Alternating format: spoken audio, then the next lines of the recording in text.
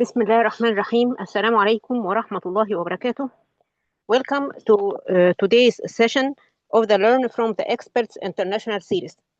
Learn from the Experts is an initiative dedicated to simplifying quality knowledge and bridge the gap between theory and practice, with the goal of building a knowledgeable generation capable of applying quality concepts with awareness, confidence, and real-world impact. Today's session is titled Why Small Healthcare Organizations Struggle to Achieve and Maintain Accreditation, Bridging Gaps Between Compliance and Sustainable Quality System. This session will explore the common challenge faced by small healthcare organizations and discuss practical approach to building sustainable quality system that support long-term accreditation success. We are honored to have with us Hira, a healthcare quality and accreditation consultant and expert in healthcare management and patient safety, who will share valuable insights, experience, and practical approaches to help organizations strengthen their accreditation journey and move beyond compliance toward a culture of sustainable quality improvement. Welcome and thank you for joining us today. Thank you, Dr. Rania, for the kind introduction and for inviting me to this incredible learning series. Yes. To discuss personal realities faced by healthcare organizations pursuing accreditation in resource-limited settings. Inshallah, we appreciate your participation and hope you find this session both informative and inspiring. Inshallah, please, you can join. You can share your presentation. The floor is yours. Sure. So, today's discussion stems from more practical observation and implementation realities rather than pure textbook theory. So, and we will explore those challenges together.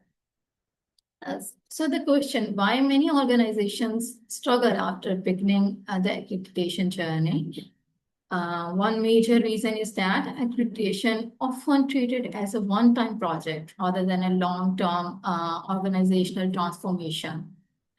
I have seen while supporting healthcare organizations during accreditation preparation, especially smaller healthcare setups, many organizations generally want to improve organizational standards through accreditation. However, despite these intentions, many organizations struggle to achieve accreditation or experience repeated field attempts or face difficulty sustaining standards and registration and after initial inspection. I feel that achieving accreditation and sustaining standards afterwards are two very different challenges for the smaller healthcare setups. And I think this conversation is becoming increasingly important as quality, patient safety, and accreditation standards continue to become integrated into national healthcare policies and healthcare regulation frameworks across lower middle income country healthcare systems, now more than ever before, right? So, before discussing why many smaller healthcare organizations struggle with accreditation sustainability, I think it is important to first understand that healthcare systems themselves operate under very different realities.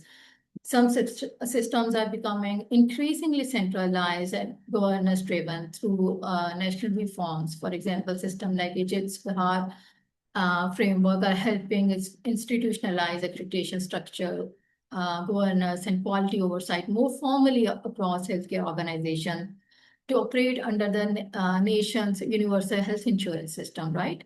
So at the same time, many lower middle income countries' healthcare environments still remain operationally variable, decentralized, and heavily dependent on private out-of-pocket healthcare delivery. And within these environments, a significant population burden continues relying on small hospitals, clinics, daycare facilities, diagnostic centers, IVF centers, and medium-sized healthcare organizations, whether funded or private. Yet, quality discussions often focus on your large structured hospital, overlooking these crucial smaller healthcare setups. And these broader healthcare realities directly influence how accreditation system function across different types of healthcare organizations. So when we discuss accreditation and patient safety, implementation realities cannot be viewed only from the perspective of larger JCA accredited or highly structured hospitals, because smaller healthcare organizations operate under very different realities, limited resources, limited governance structure,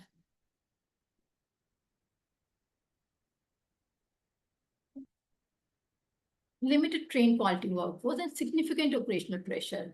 In larger internationally accredited organizations, governance systems are usually already integrated into operations. Like they have quality departments, patient safety officers, reporting systems, monitoring mechanisms, committee structures, and interdisciplinary quality activities are already established. So discussion in these organizations often focus on optimization, sustainability models, advanced indicators of performance improvement, right? But in many smaller healthcare organizations working toward National Healthcare Commission standards or minimum service delivery standards related accreditation requirements, the implementation realities can look very different. Organization may still be trying to understand how governance system functions, why committees matter, how patient safety culture develops, and how quality systems are sustained after initial registration. But honestly, many sustainability challenges remain surprisingly similar across lower middle income healthcare settings, regardless of whether organizations pursue national accreditation frameworks or international standards. And this difference becomes especially visible when we look at the operational realities of smaller healthcare organizations. So these are some of the common mistakes organizations make during accreditation. Focusing on documentation more than practice, organizations may develop policies and SOPs, but fail to integrate them into daily practice. Documentations becomes complete, but staff behavior and workflow remains unchanged. Second is audit focused preparation. Some organizations become highly active only before inspection. This creates short-term compliance rather than sustainable systems. Leadership visibility is limited. They expect implementation from the staff, but remain operationally distant from accreditation challenges and quality rounds or patient safety barriers. Quality is seen as extra work. When staff do not understand the purpose behind standards, quality activities become associated with burden or additional workload, right? So this creates resistance instead of engagement. Lack of continuous staff education. Training is sometimes conducted only before service rather than as part of continuous professional development. So as a result, many organizations initially become highly active during accreditation preparation, but sustaining that momentum becomes much more difficult afterwards. One major operational reality commonly seen in lower middle income country healthcare setting is the absence of dedicated quality infrastructure. Many healthcare facilities, small hospitals, clinics, diagnostic centers have no patient safety officers, quality analysts, or patient specialists, or structured monitoring systems. So most of the time, one administrator, operational manager, or a nursing lead maybe, or a focal person from maybe HR becomes responsible for accreditation coordination, documentation, audit preparation, trainings, then consultant communication, departmental follow-up, and operational management simultaneously. And this creates overload very quickly because quality and patient safety cannot survive as the responsibility of one department or one assigned individual alone. And this is usually where organizations start facing deeper operational gaps beyond documentation alone. But operational barriers alone are not the only issue. Leadership engagement also plays a major role in whether a system remains sustainable. And this honestly is one of the strongest implementation realities I have observed personally. Leadership engagement is often underestimated in accreditation-related quality improvement, particularly in smaller healthcare setups. In many organizations, leadership do want accreditation outcomes. They invest financially, they assign responsibilities, they expect improvement, but often remains operationally distant from frontline realities, workflow barriers, staff burnout, implementation difficulties, communication gaps, and so sustainability planning. Staff are expected to solve gaps, sustain systems, and improve compliance and prepare departments. And over time, this creates frustration, right? Repeated failed attempts and declining staff motivation ultimately, because sustainable quality culture cannot develop only through delegation. So, why leadership engagement matters? Because staff sees leader as a role models. They naturally observe what leadership prioritize. If leaders are visible in quality discussions, committees, audits, and patient safety conversation, teams are more likely to remain engaged and motivated. And this becomes even more critical in lower middle income country settings where workforce fatigue, staffing shortages, and limited infrastructure already place pressure on systems. And under these conditions, leadership visibility and psychological support are not optional. They directly influence staff morale, ownership, and long-term implementation success. So leadership engagement is one of the stronger determinant of the sustainable accreditation success. So another practical way leadership involvement becomes visible operationally is through active governance and committee structures. And I think committee functionality is one of the other underestimated areas in small healthcare setups. In larger accredited hospitals, committees are already integrated into governance systems and operational workflows. But in many smaller organizations pursuing minimum service delivery standards or national accreditation requirements, committees are sometimes treated as only inspection formalities or documentation requirements, or maybe are temporary preparation tool, even though they are actually critical operational systems. Critical committees. So what does these committees do? Committees like infection control committees monitor and prevent healthcare-associated infection across departments.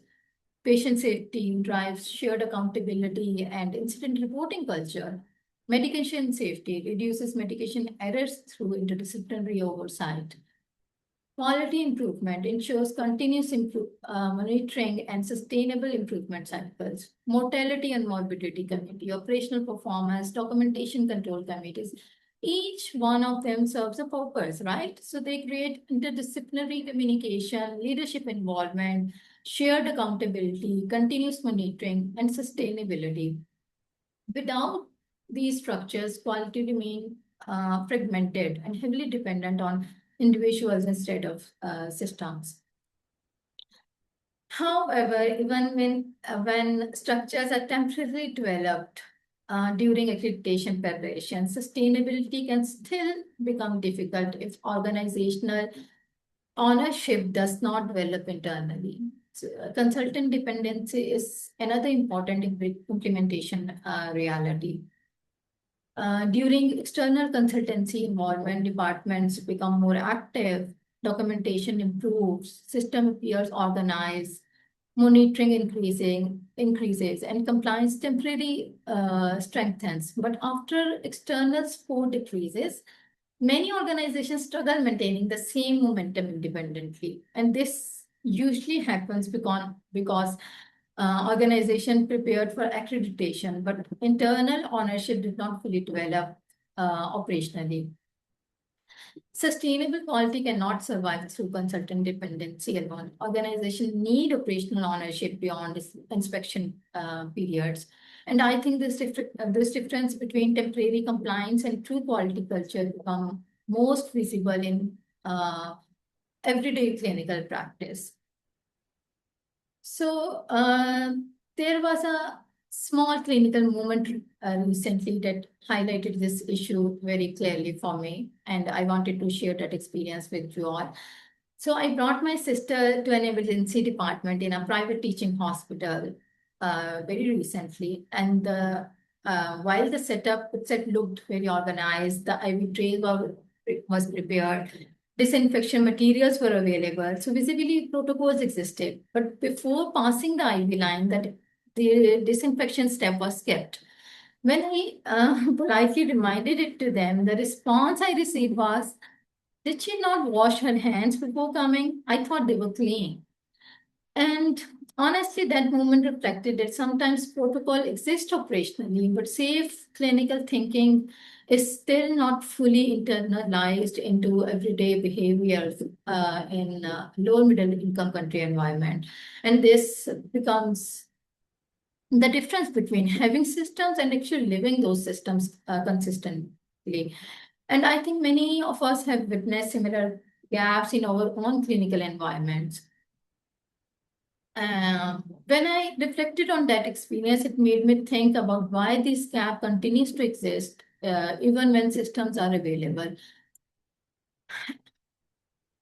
And one major factor that determines whether organizations truly live those protocols or not is the kind of environment staff are working in. And one thing I personally cannot stress enough is psychological safety. We often hear discussions around just culture and safe reporting environments, mainly in JCI related conversations. But these concepts are equally important in small healthcare organizations and resource limited settings as well, because staff cannot contribute openly to quality improvement if they are constantly working in fear, blame, or pressure driven environments. In fear based environments, staff may hesitate to report incidents.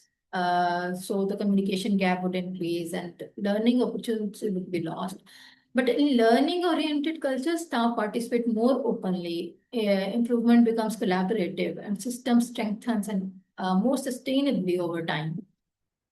Systems become stronger when staff understand the why behind the quality practices rather than simply following instruction for inspections.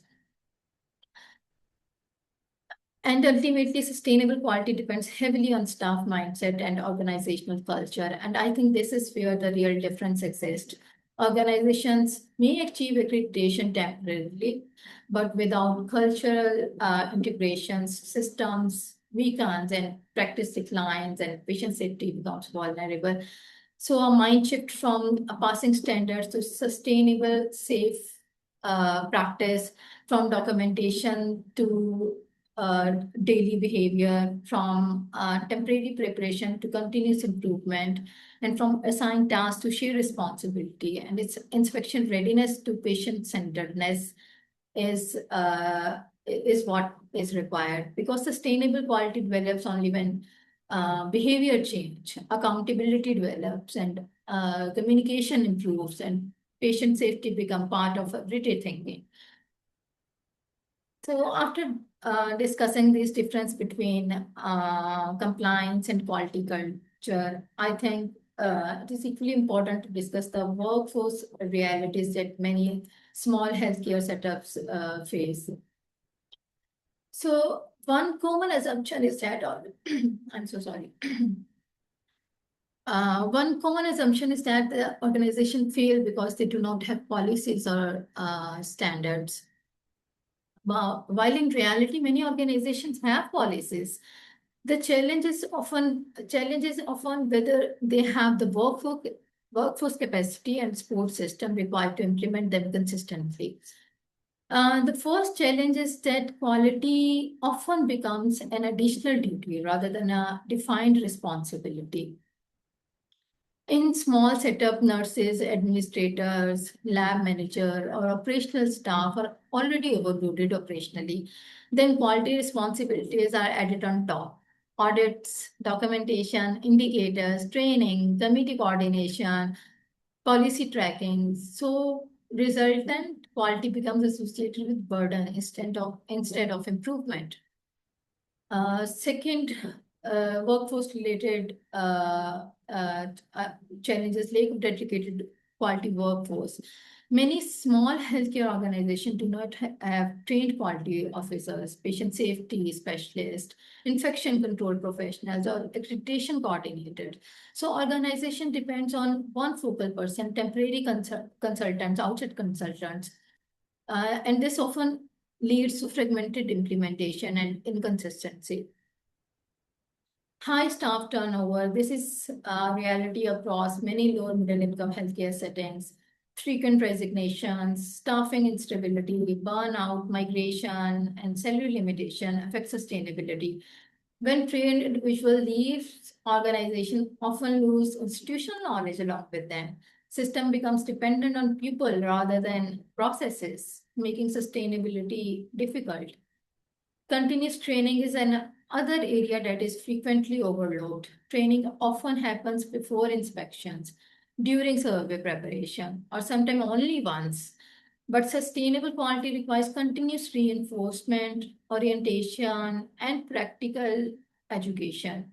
Staff see quality as a punishment. There is also an important cultural aspect in many organizations. Staff perceive quality as monitoring or criticism or audits or additional paperwork. When quality is viewed as punishment rather than improvement, engagement naturally decreases. Leadership underestimates workforce investment. So finally, leadership sometimes underestimates workforce investment.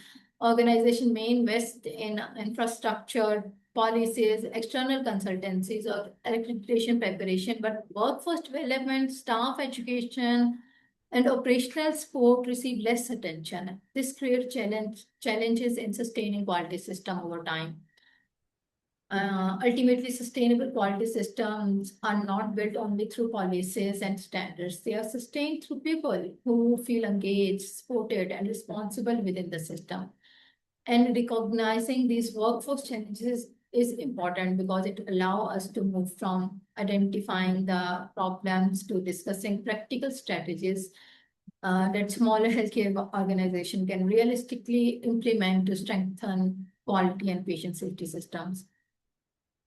So the question becomes, what do smaller healthcare organizations realistically need in order to build sustainable quality system?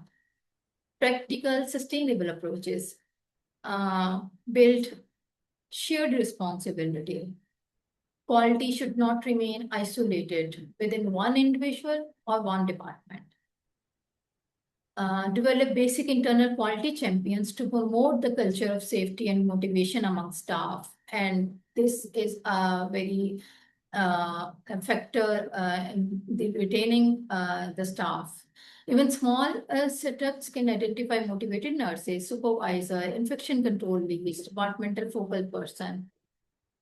Integrate quality into routine work instead of creating entirely separate workflow systems, such as hand hygiene observation during rounds, brief departmental quality discussions, simple reporting cultures. Continue small education. Short, repeated practical educations work better than the large workshops. Sustainable quality begins at the top. Leaders must model accountability and make quality a daily operational priority.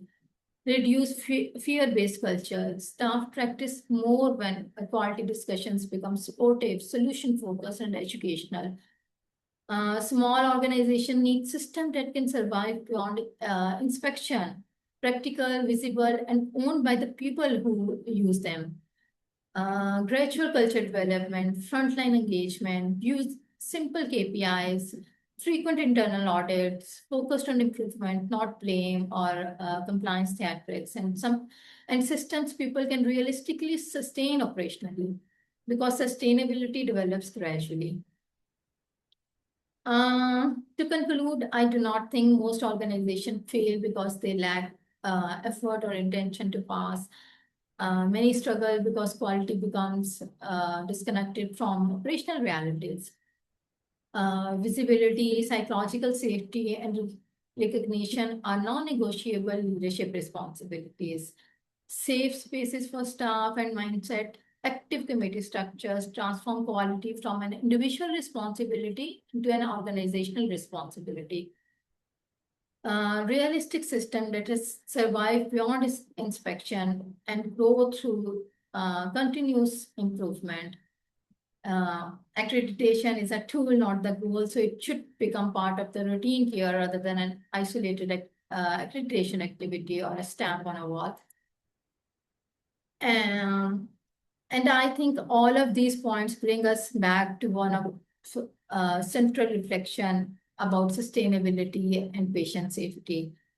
Accreditation begins with standard. Sustainable quality begins with people, especially in lower middle income healthcare settings where organizations face genuine operational and structural limitation. But even within these limitations, meaningful quality improvement becomes possible when accreditation is approached not merely as a certification goal, but as a long-term organizational mindset.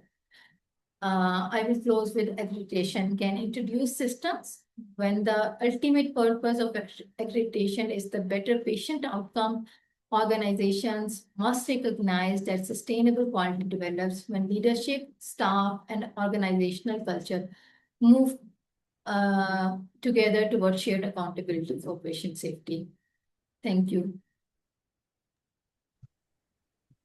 Thank you very much for this insightful session. As you said, not only in the small structure or organizations, also there is governmental organizations which have low income or low can't afford digital digital systems or more complicated equipment to help the staff to perform the quality standards.